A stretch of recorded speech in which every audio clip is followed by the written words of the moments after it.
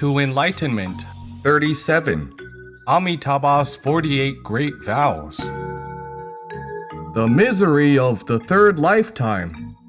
If we cultivate very well in this life, yet do not seek Sukhavati rebirth, we will enjoy great fortune in the next life. This fortune is due to our cultivation in this life.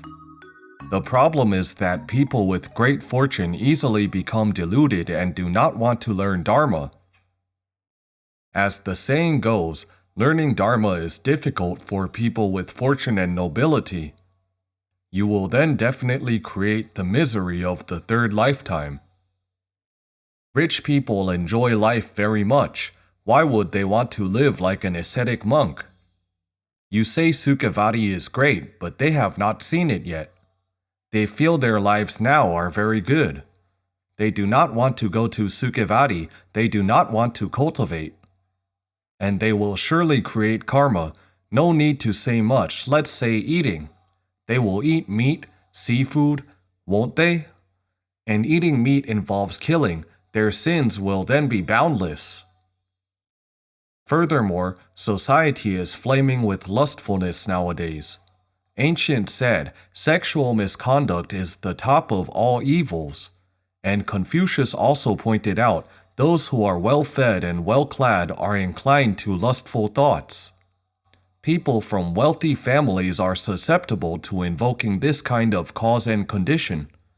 They will absolutely commit all sorts of evil karma and will definitely be arrogant when being wealthy and noble. Once having arrogance, they will easily lose their temper when little things go against their wishes. How much karma will they then create? That's why they will definitely fall into an evil path, even a hell for the third life. Think about it. If you are not born into Sukhavati, how horrendous would that be? Honestly, you are not much different from those who are wicked to the extreme, no matter how well cultivated you are in this life. Those who are wicked to the extreme will fall into hell in the next life. What about you? You will fall into hell only one life later than they do.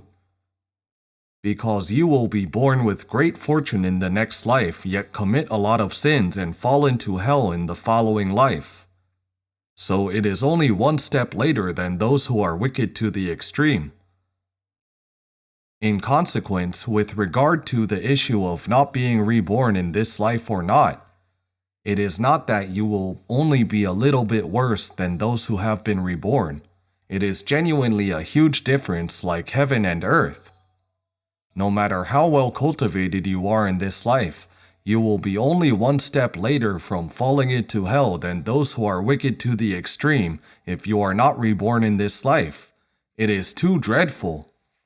You will die, fall into evil paths, and your cultivation will all be interrupted. The core of all joy, the vow of infinite life. When arriving in Sukhavati, you will no longer die, which means that there is no condition for you to regress.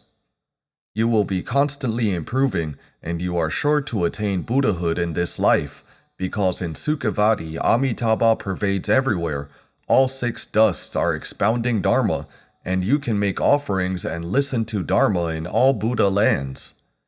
Your enlightenment will of course be very fast due to listening to Dharma unceasingly. Everyone can try to sense this. You have probably learned Buddhism for 1 year intermittently. Its effect will be very different from focusing all your time and energy to learn 7 days straight like now. Why? Because the interruption time of your learning is relatively less. You are learning the entire day. The power of this immersive practice is strong. When you arrive in Sukhavati, your learning will be 24 hours non-stop, not even interrupted for 1 minute or 1 second. Can you imagine how fast your improvement will be? So the speed of attaining Buddhahood in Sukhavati is very quick. According to the scriptures, even when being born into the worst level, low grade, low rank of the land where mortals and saints dwell together, The time that you wait for your lotus to bloom and see Buddha would not be more than 12 kalpas. This 12 kalpas is a time calculation from our human realm because time does not exist in Sukhavati. Since they do not have day and night as well as 4-season differences, how would time possibly be calculated, right? By using the algorithm of the human world, it is 12 kalpas. How long is 12 kalpas in Sukhavati?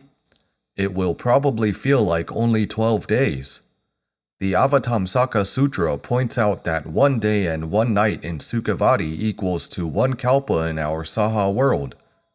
Therefore, 12 kalpas is only 12 days. It feels like in less than 2 weeks, your lotus would have bloomed and you would have seen the Buddha and attained Buddhahood. The worst would feel like only 12 days to become a Buddha. If being born into a high rank, you would probably attain Buddhahood in 1 day, being reborn in the morning and attaining Buddhahood in the afternoon. Hence, a great virtuous patriarch in Japanese history, Master Wang Xi, said, "The core of all bliss rests only on this vow of infinite life." Sukhavati does not have any suffering. Inhabitants only receive all bliss. What is the core of all bliss? It rests on this infinite lifespan. Because of this infinite lifespan, you can be near Amitabha and never leave him. You eternally hear wondrous Dharma, never cease. You have only upgraded conditions for your cultivation at all times and in all places. The flowing water, falling flowers, jeweled trees, and palaces all help you to become enlightened. Even your eating and dressing all conform with Tao. How phenomenal is Sukhavati! This infinite lifespan will be obtained as soon as you are reborn, but it does not mean that you will only obtain it after you are reborn. In fact, if you seek rebirth with genuine faith and imperative aspiration, you have attained this infinite lifespan right now. How do we interpret this? If we seek rebirth with genuine faith and imperative aspiration, we are destined to be reborn. If we are destined to be reborn, Amitabha will come to escort us at the end of our life. This end of life is not necessarily determined by our karma because our lifespan can be either extended or shortened. If we have genuine faith and imperative aspiration, Buddha's power will bless us and we can surpass the bondage of the 3 realms of desire, form, and formlessness. Our fate would be changed. Even a fortune teller would not be able to predict our fortune and lifespan. We would be neither in the 3 realms nor made of 5 elements that form all natural phenomena. In other words, we should have died at a certain time, but we didn't.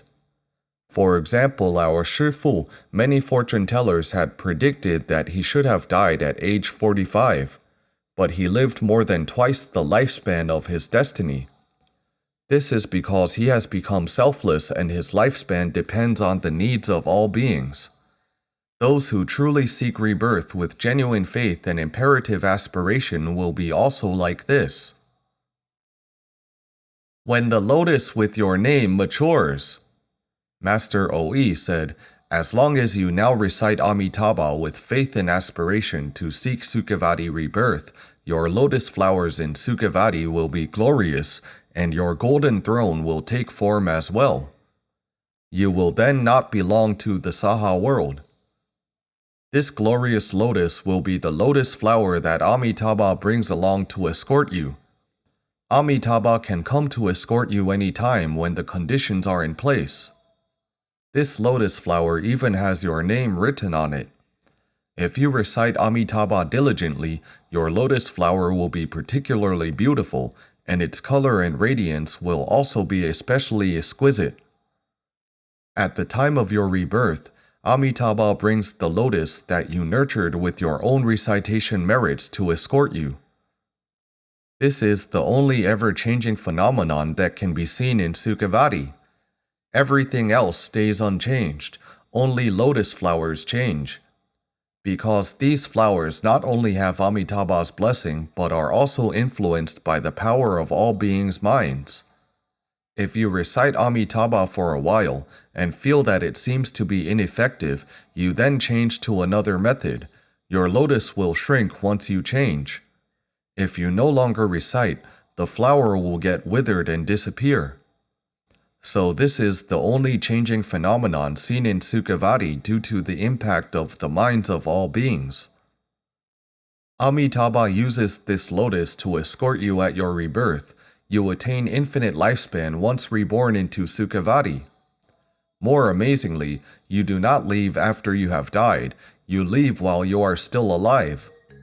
So from the moment you start to recite Amitabha with your faith and aspiration until you obtain rebirth, you are always alive, you do not die.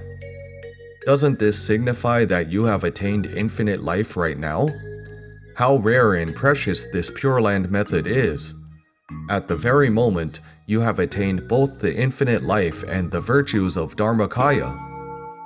The Pure Land method is too inconceivable. This is the vow of all will have an infinite lifespan. Thanks for learning with us. Namo Amitabha.